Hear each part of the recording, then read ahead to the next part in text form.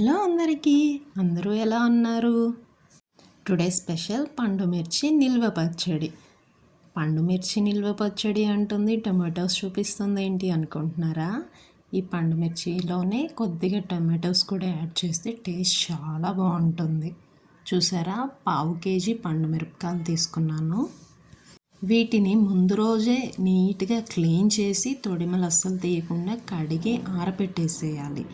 ఆరిన తర్వాత మాత్రమే మనం తొడిమలు వలుచుకోవాలి.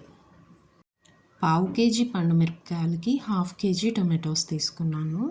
ఇలా టొమాటోస్ని 4 పీసెస్గా కట్ చేసేసుకోవాలి. ఈ టొమాటోకి ఇక్కడ ఒక ముచ్చుకుంటుంది కదా, దాన్ని నీట్గా తీసేసేయాలి. అది తినకూడదు కదా, సో అందువల్ల ఇప్పుడేమో ఒక్కొక్క పీస్ని 4 పార్ట్స్గా కట్ చేసి పెట్టేసుకోవాలి. చూసారా ఇలాగా. ఇప్పుడు ప్యాన్లో వేసేసుకోవాలి. ఇవి 1/2 కేజీ టొమాటోస్. ఇందులోకి ఒక 50 గ్రామ్స్ చింతపండు వేసుకున్నాను. 1/2 కేజీ టొమాటోస్, 50 గ్రామ్స్ చింతపండు, 1/2 కేజీ పండు మిరపకాయలు పర్ఫెక్ట్గా సరిపోతాయి. చూసారా, ఇలా స్టవ్ పైన పెట్టేసి మంటని మీడియం ఫ్లేమ్లో పెట్టి ఇలా మగ్గించుకోవాలి. ఇలా సాఫ్ట్గా మగ్గిపోవాలన్నమాట. చింతపండు, టమాటో, కొద్దిగా పసుపు వేసి ఇలా పెట్టేస్తే ఇలా మగ్గిపోతుంది. ఈ స్టేజ్లో స్టవ్ ఆఫ్ చేసేసి ఈ టొమాటో చింతపండు గుజ్జుని పూర్తిగా చల్లారనివ్వాలి. ఇది పూర్తిగా చల్లారిన తర్వాత మనం మిక్సీ పట్టుకోవాలన్నమాట. నెక్స్ట్ ఇక్కడేమో అది చల్లారేలోపు ఆవాలు, మెంతులు తీసుకొని ఇలా దూరగా ఫ్రై చేసేసుకొని దాన్ని ఇలా మెత్తగా పౌడర్ కొట్టి పెట్టేసుకోవాలి. చూసారా, ఇలా పౌడర్ చేసుకొని దీన్ని పక్కన పెట్టేసుకోవాలి. పచ్చడికి ఇదే మెయిన్, మంచి ఫ్లేవర్ని ఇస్తుంది అన్నమాట. ఇంకా గ్రేవీ కూడా బాగుంటుంది, హెల్త్కి కూడా చాలా మంచిది. ఈలోపు పండు మిర్చి తీసుకొని నీట్గా తుడిచేసుకొని తొడిమెలు తీసి ఇలా కట్ చేసుకోవాలి చిన్న చిన్న పీసెస్గా. ఇప్పుడు ఈ కట్ చేసుకున్న పీసెస్ని మిక్సీలో వేసి ఉప్పు వేసి కచ్చాపచ్చాగా కొట్టుకోవాలి. చూసారా ఇలా.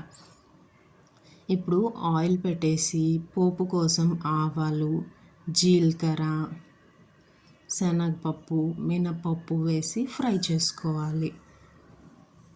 ఇందులోనే కొద్దిగా ఇంగువ కూడా వేసుకోవాలి. పచ్చళ్ళకు ఇంగువ మంచి ఫ్లేవర్ని ఇస్తుంది. ఇవి దోరగా ఫ్రై అయ్యే వరకు ఫ్రై చేసుకోవాలి. ఈ పోపు వేగిన తర్వాత 2 ఎండుమిర్చి, ఒక 100 గ్రామ్స్ తెల్లగడ్డలు వేసుకోవాలి. ఇలా వలుచుకొని ఇవి మంచిగా వేగిన తర్వాత మనం ఇంతకు ముందే తీసి పెట్టుకున్నాం కదా టొమాటో, చింతపండు గుజ్జు, అది పండు మిరపకాయ అన్నీ కలిపి ఇలా మిక్సీ పట్టుకోవాలి. మిక్సీ పట్టుకొని ఈ తిరగమాతలో వేసేసుకోవాలి. చూసారా ఇలాగా. మనం ఈ తిరగమాత వేసుకున్న తర్వాత కొంచెం ఎక్కువసేపే పెడితే బాగా మగ్గిపోతుంది.